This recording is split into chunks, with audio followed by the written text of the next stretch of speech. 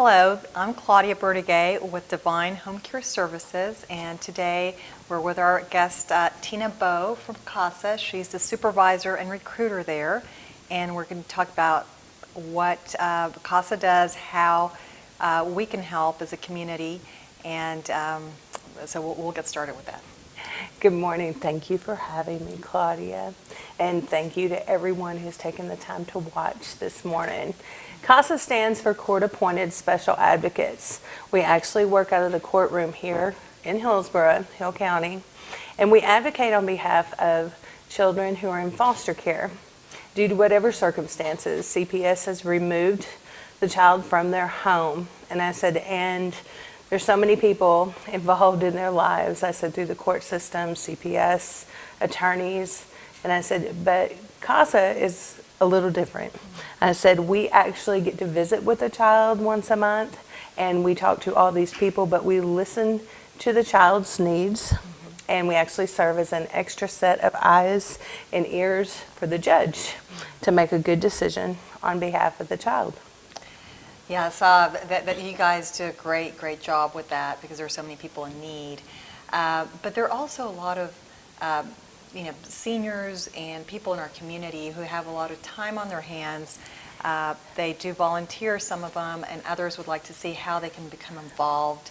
How can what can we, how can they reach out to you guys, and what type of positions do you have as a volunteer in your community? Yes, thank you. That's exactly right. And I said, look, older people, I said, are a wealth of knowledge and wisdom for these children. I said, so first of all, if you actually want to become an advocate, you can phone me, and I'll give the phone number and the website later. And I said, you're never too old to do this job. Never. I said, I just think people actually grow in more wisdom.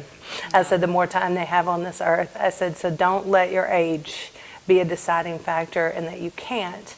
And I said, but if you are physically unable, I said, we do appreciate financial support. And I said, if any of you are social media users, you can like our page on Facebook. We're CASA of Hill County, and share our events. And I said, tell your families, tell your friends, I said, about what we are doing, and all of those things would make a fantastic help for us. And I think when you have a strong community, just a strong community, part of that is having healthy children, happy families, and people pulling in together. I know there's so many problems. We help people in their homes, and many of them are fortunate that they have wonderful families that support them. But I see that there are so many children out there that don't have the support that they need, to grow into healthy, just thriving members of the community. And so that's. Yes. How many people do you have? What are do you have any statistics in children in this area? I can tell you right now that there are 85 to 90 children in care, in Hill County. And I said, and based on what you just said, I just wanted to say for everybody watching this, you do have a voice even within your own family. And I said, a lot of times people feel like that they don't make a difference. And I think you would be surprised, at how much of a difference just your presence makes. I said, that definitely goes with grandchildren. I said, children in the community, most definitely, because we are truly trying to give the children who don't have a voice. I said, but it still starts in our communities. It starts where we live, so if we are working there, you're still helping CASA. And is there, let's say, I'm interested in volunteering with my mother.